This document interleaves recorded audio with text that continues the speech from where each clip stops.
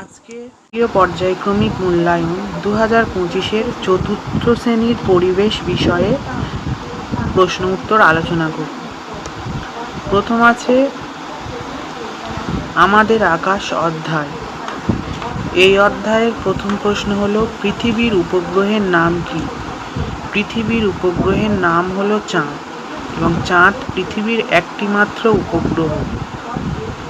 সপ্তর্ষিমণ্ডলের আকৃতি কেমন?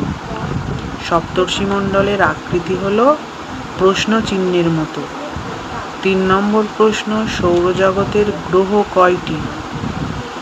উত্তর, সৌরজগতের মোট 8টি গ্রহ। সেই 8টি গ্রহ কি কি? বুধ, শুক্র, পৃথিবী, মঙ্গল, বৃহস্পতি, শনি, ইউরেনাস এবং নেপচুন। এবং আরেকটি গ্রহ আছে, তার নাম হলো প্লুটো, কিন্তু প্লুটোকে বামন গ্রহ বলা হয়। পুরোপুরি গ্রহের মধ্যে প্লুটোকে ধরা হয় না, তাই সৌরজগতের মোট 8টি গ্রহ। সূর্যের সবচেয়ে কাছের গ্রহ কি? সূর্যের সবচেয়ে কাছের গ্রহ হলো বুধ। কে প্রথম চাঁদের মাটিতে পা দেন? মানে চাঁদে যান প্রথম কারা কে চাঁদে গিয়েছিলেন? এর উত্তর হবে নীল আর্মস্ট্রং। আমাদের দেশ থেকে কে প্রথম মহাকাশে যান? আমাদের দেশ থেকে প্রথম মহাকাশে যান রাকেশ শর্মা। রাকেশ শর্মা আমাদের দেশ থেকে প্রথম ব্যক্তি যিনি মহাকাশে গিয়েছিলেন। মঙ্গল গ্রহের সন্ধানে কোন যান পাঠানো হয়েছিল? মঙ্গল গ্রহের সন্ধানে পাঠানো হয়েছিল কিউরিওসিটি যান। কিউরিওসিটি যান। 8 নম্বর, শনি গ্রহের সন্ধানে কোন যান পাঠানো হয়েছিল? শনি গ্রহের সন্ধানে পাঠানো হয়েছিল ক্যাসিনো। 9, ধ্রুবতারাকে আকাশের কোন দিকে দেখা যায়? ধ্রুবতারাকে আকাশের উত্তর দিকে বা উত্তর আকাশে দেখা যায়। পূর্ণিমার দিন চাঁদকে কেমন দেখায়? পূর্ণিমার দিন চাঁদকে গোল থালার মতো দেখায়। তাহলে এইটা আমাদের আকাশ চ্যাপ্টার থেকে এই 10টা গুরুত্বপূর্ণ প্রশ্ন হয়ে গেল। এর পরের অধ্যায় আছে প্রকৃতি সম্পর্কে মানুষের অভিজ্ঞতা। প্রকৃতি সম্পর্কে মানুষের অভিজ্ঞতা, অর্থাৎ প্রকৃতিতে টিকে থাকার জন্য মানুষ যে যে অভিজ্ঞতা অর্জন করেছে সেই সমস্ত নিয়ে এই অধ্যায়ে আলোচনা করা হয়েছে। তোমাদের বইতে ভালো করে লেখা আছে, সেখান থেকে এই গুরুত্বপূর্ণ প্রশ্নগুলো দিয়েছি। 1 নম্বর প্রশ্ন, জল না থাকলে কি হতো? উত্তর হবে পৃথিবীতে প্রাণের সৃষ্টিই হতো না। যদি জল না থাকতো তবে পৃথিবীতে কখনোই প্রাণের সৃষ্টি হতো না, অর্থাৎ প্রাণী, উদ্ভিদ এরা কেউ সৃষ্টি হতো না।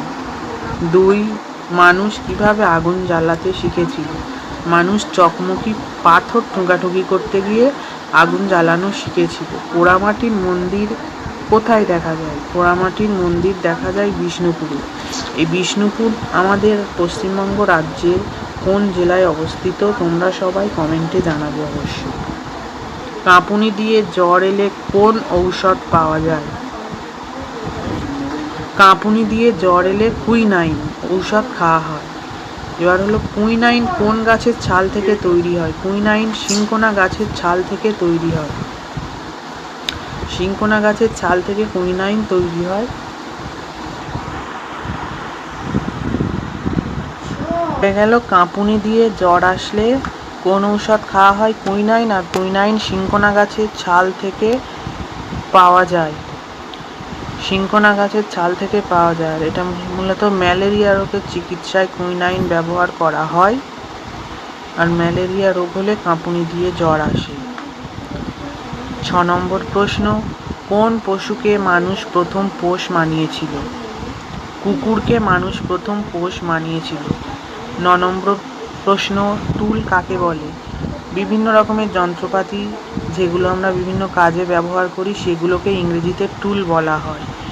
তারপর আছে 8 নম্বর প্রশ্ন, কয়েকটি টুলের নাম লেখো। কয়েকটি টুলের নাম হলো ছুরি, সাঁড়াশি, সূচ ইত্যাদি। কয়েকটি ধাতুর নাম লেখো। কয়েকটি ধাতু হলো তামা, দস্তা, কাঁসা ইত্যাদি। কোন কোন ধাতুতে মরচে ধরে না? উত্তর হবে অ্যালুমিনিয়াম বা স্টেনলেস স্টিলে।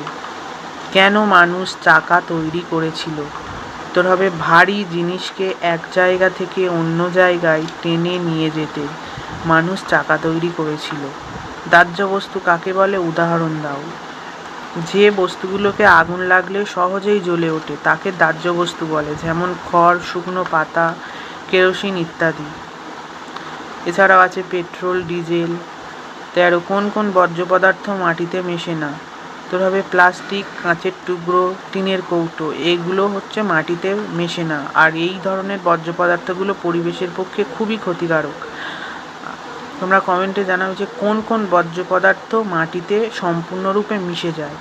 14 নম্বর প্রশ্ন, সর্দি ও কাশি হলে কোন গাছ ব্যবহার করা হয়?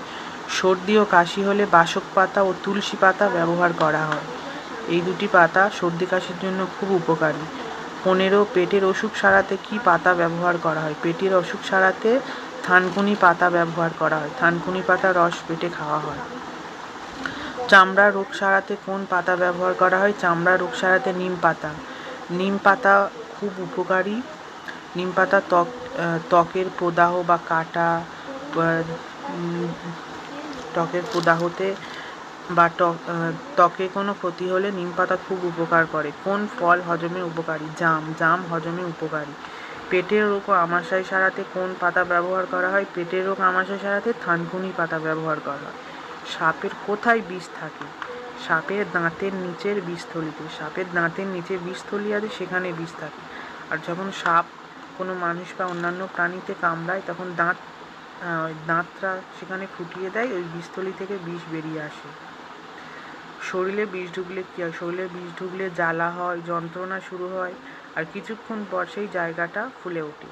এবার তোমাদের জন্য প্রশ্ন হলো, দুটি বিষাক্ত সাপ ও দুটি নির্বিষ সাপ কমেন্টে লিখবে।